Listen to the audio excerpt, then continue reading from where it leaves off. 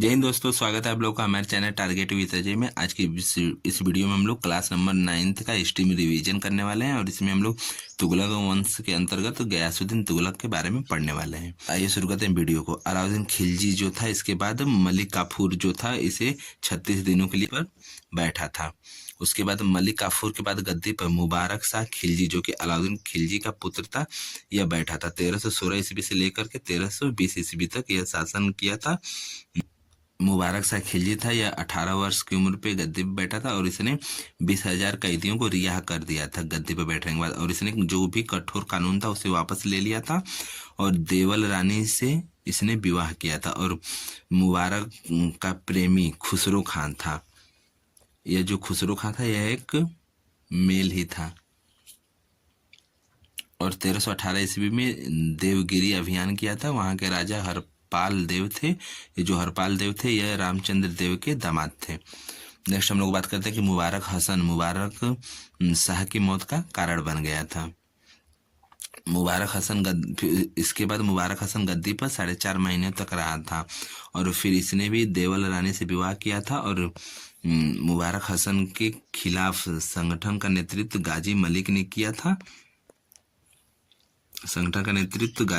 किया था। और इसने इस्लाम का नारा भी दिया था। और दीपालपुर जो पंजाब का गवर्नर, वहाँ का यह गाजी मलिक ही था। और अंतिम खिलजी शासक मुबारक हसन को ही कहा जाता है और यही अंतिम खिलजी शासक था। नेक्स्ट बात करते हैं अलाउद्दीन खिलजी के समय मार्को पोलो, जो कि वेनिस का था, जो इटली में पड़ता है, वहां से भारत आया था। और इसकी पुस्तक का नाम है the traveller of Marco Polo.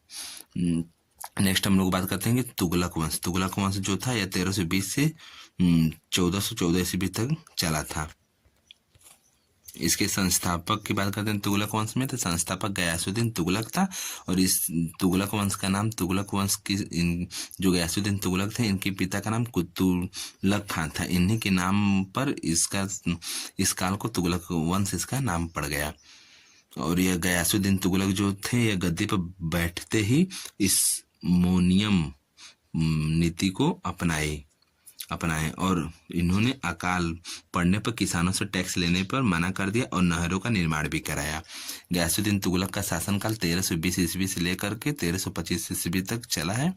और प्रमुख ऐतिहासिक स्रोत क्या है गयासुद्दीन तुगलक के समय की, तो तारीख फिरोज शाही और फतवा ए जहोदौरी यह बर्नी ने लिखा है। और नेक्स्ट तुगलकनामा अमीर खुसरो ने लिखा है। और किताब उल रहेला इब्न बतूता ने लिखा है। फुतूहात ए फिरोज शाही फिरोज शाह तुगलक ने लिखा है। नेक्स्ट है फुतूह उस सलातीन इस्लामी ने लिखा है। नेक्स्ट तारीख ए मुबारक शाही या बिन सरहिंदी ने लिखा है। नेक्स्ट बात करते हैं गयासुद्दीन तुगलक ने 29 मंगोल आक्रमण जो हुए थे उसके समय पर उसको विफल करके गाजी की उपाधि धारण किया था। नेक्स्ट हम लोग बात करते हैं कि नहरों का निर्माण कराने वाला पहला दिल्ली का सुल्तान गयासुद्दीन तुगलक ही था। और इसका राज्याभिषेक जो था यह हजार खम्मा महल में हुआ था। इसके तुगलकाबाद और 56 कोट दुर्ग बनवाए थे। गयासुद्दीन तुगलक ने तुगलकाबाद और 56 कोट दुर्ग को भी बनवाया था। नेक्स्ट बात करते हैं कि सैनिक अभियान। गयासुद्दीन तुगलक के जो कुछ सैनिक अभियान थे उसकी बात करते हैं। 1321 से 1323 तक तेलंगाना में जूना खान के नेतृत्व में तेलंगाना का अभियान हुआ था। और इसी अभियान के बाद से मोहम्मद बिन तुगलक नाम से जूना खान को जाने लगा था।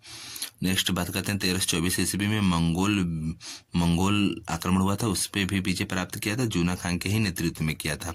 1314 ईस्वी में बंगाल अभियान हुआ था। नेक्स्ट बात करते हैं 1325 ईस्वी में बंगाल अभियान से लौटते समय लकड़ी के महल में दबकर के गयासुद्दीन तुगलक की मौत हो गई थी। और ये जो लकड़ी का महल था इसे बनवाया था अहमद एयाज ने बनवाया था।